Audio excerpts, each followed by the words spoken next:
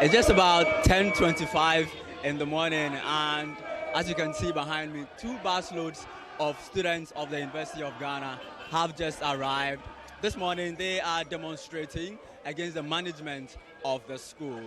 The University of Ghana made a certain decision that after violent clashes between Sabah Hall and Commonwealth Hall, all continuing students of these halls have been evicted from the halls, and students have not received this news in good faith at all. There's been protests on campus, and the matter has even been taken to court. The university was injuncted, but still some of these students have not been allowed into their halls. On Citi FM and Citi TV, we've been bringing extensive coverage of the events on the University of Ghana campus.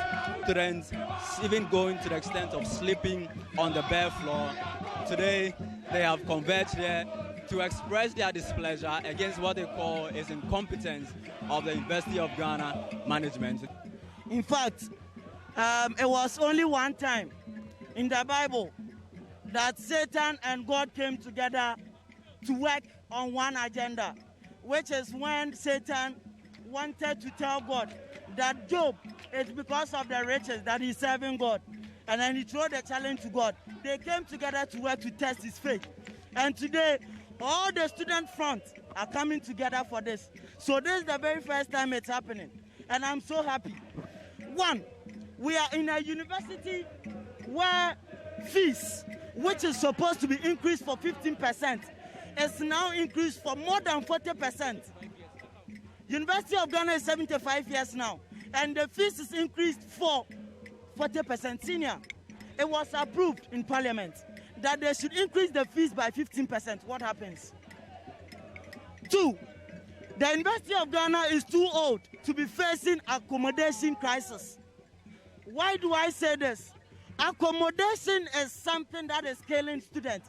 Just yesterday, a non-resident student was being questioned at Oponglo, and his iPhone 13 Pro Max was taken away. We're still with the University of Ghana Concerned Students Association. Their protest this morning against certain decisions by the management of the school. I have with me one of the leaders of the group. When the University of Ghana is grossly disrespecting the directives of the Parliament of the Republic, the highest decision-making body of Ghana, with regards to the not surpassing the 50% threshold, then what kind of information or lesson are they passing on to us? That we should disrespect authorities? No. Parliament gave a directive. Don't surpass the 15% mark. But they released a statement saying that they are not overcharging fees. They are overcharging fees. Because when you calculate last academic year's fees and then compare the 15% threshold, you realize that they've gone past it to tunes of up to 38% and then 40%. Yes, because the directive was not to increase last academic year fees. You get it? Another one has to do with the perennial accommodation crisis. Parents are being scammed. 8,000 cedis. Just a few days ago, one lady was scammed 8,000 cedis. People are being scammed 10,000 cedis. Why is university? What do you mean that they are not getting they are paying monies and they are not getting their accommodation? To people who pose as hostel agents and the likes, and then they scam them. And you see, because of how the desperation of some of these people are, because they are coming from far places. So when you hear somebody posing and then looking a particular way, telling you that I have rooms for you, just bring this money, make this down payment, make so and so payment, and you get a room. You will be forced to pay. Because you know what? You are stranded. You've traveled from a place as far as Bono Ahafo region, Western North. So when you hear offers like that, you see them to be what? Mouth-watering. So you go and then you fall prey to their scams. I live off campus. I have to beg someone to sleep by his side. Sometimes I go and he has locked the door, so I have to come back to campus and try and go and sleep in the 247 room. Uncomfortably. Mosquito bites and everything. Chairman, it's words are, the words itself are not coming out. The words itself are not coming out. Look, the former dean of students was a percher. This goes to strengthen my point of this accommodation issues has been there since. Yet management have found a way around it to enrich their pockets. For the first time in the school's history, a private portal was added to our student portal to book for rooms costing in excess of 6,000 and 7,000. There was also support from the Old Vandals Association. Education today has become a prison for the rich. As I speak with you, we've done a thorough investigation. When you go to private hostels, people are paying as much as 9,000 for academic year, 10,000 academic year.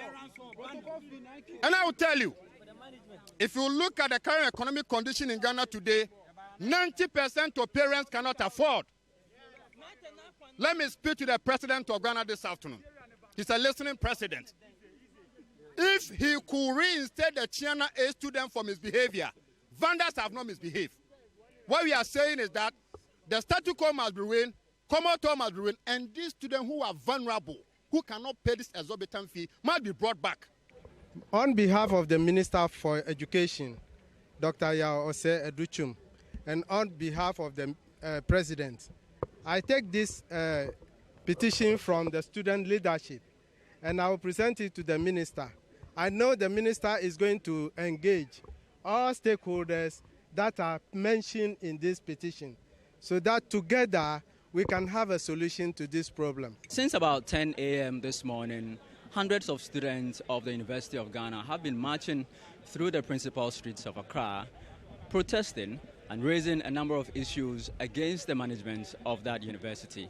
They talk about increased school fees, which they say the university is charging more than the 15% approved by Parliament. They also raised issues about accommodation, and they say inadequate accommodation on campus means that students have had to cough exorbitant amount of money to pay for hostels outside of campus. They're also calling for the resignation of the Vice-Chancellor. They were met at the Independence Square by a representative from the Ministry of Education who promised to channel their petition to the Minister. For Citi News, Charles Osukumi reporting.